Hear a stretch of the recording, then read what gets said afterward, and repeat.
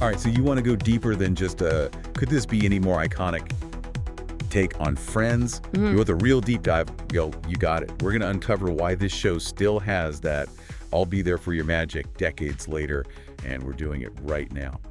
And it is interesting, isn't it, how Friends went from like 6 people hanging out in these oversized apartments to this, well, phenomenon. And especially when you think it premiered in '94, right? That was like peak sitcom era, Seinfeld, Frasier.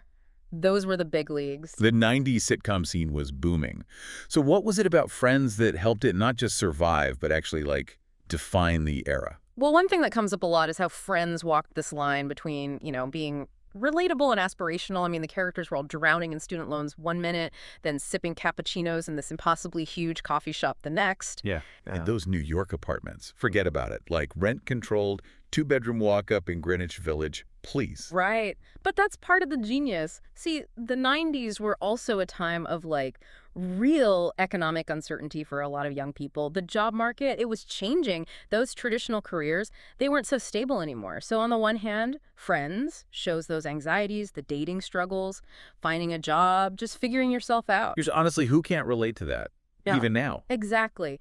But then you have that aspirational layer, the cool apartments, the close friends, that exciting city life. It's like viewers got to escape into this fantasy of, what if my life was like that? If I could just find my own central perk crew. It's almost like this desire for upward mobility, right? Like things might be tough now, but hey, maybe someday we'll all be having lattes in our spacious New York apartments. Right. And that mix, that's what did it. The wish fulfillment with the grounded struggles. I think that's a huge part of why Friends connected so well back then and why it still does now. Comfort and escape, it's a powerful combo. Comfort food, but for your soul. A little taste of reality, but with a big ol' helping of escapism. Yeah.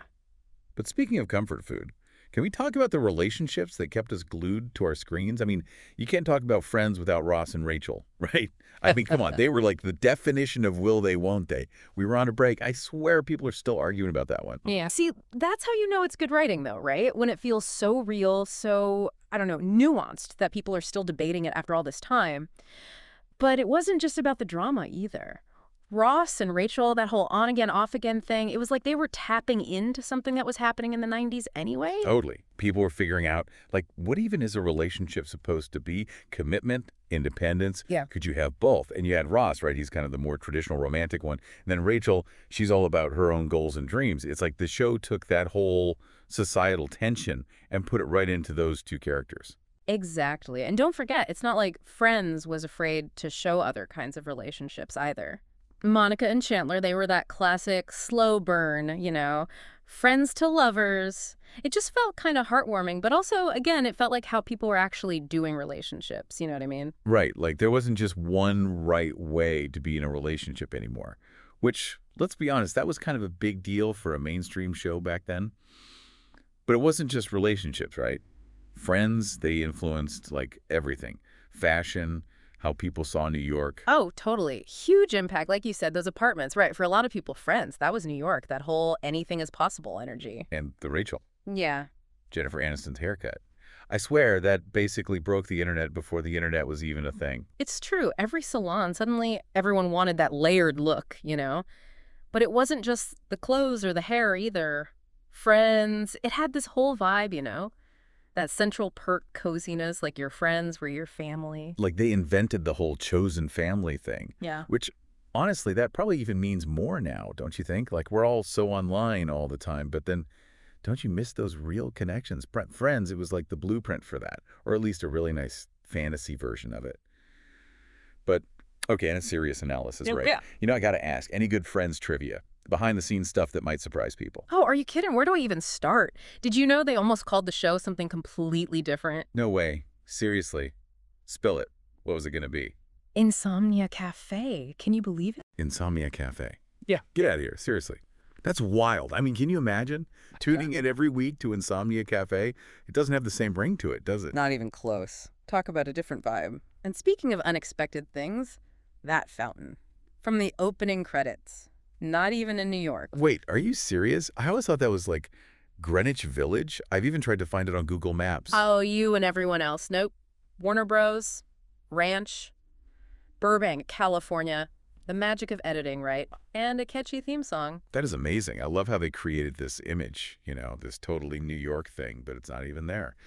Speaking of iconic, we can't forget about Ross's little pal, Marcel the monkey. Oh, Marcel. He was practically the seventh friend there for a while. Right. Right. And so 90s, right. Just, oh, yeah, there's a monkey, no big deal. But I have a feeling there's more to it. There's always more to the story. I mean, they couldn't have just had, like, one monkey on set, right? Oh. Monkeys are a handful at the best of times. You're telling me, Marcel, he was actually a whole team of capuchin monkeys. They'd switch them out depending on what the scene needed, which monkey had the right skills. Wow. A whole Marcel crew. That's wild. It really makes you think about how Friends, even with all the, quirky stuff, it became something more. I mean, how many shows from back then are still so huge now? All the reruns, the streaming. It's true. It's like Friends is this like generational thing now, even for people who weren't even born when it was on. Some of it's got to be the humor, right? The characters, the lines we still quote. But I think it's deeper than that, too. So what do you think it is about Friends that makes it work across generations? Is it just nostalgia, or is there something else there? I mean, sure, nostalgia's a part of it, but I think it goes beyond that. Friends, it's about those things we all go through.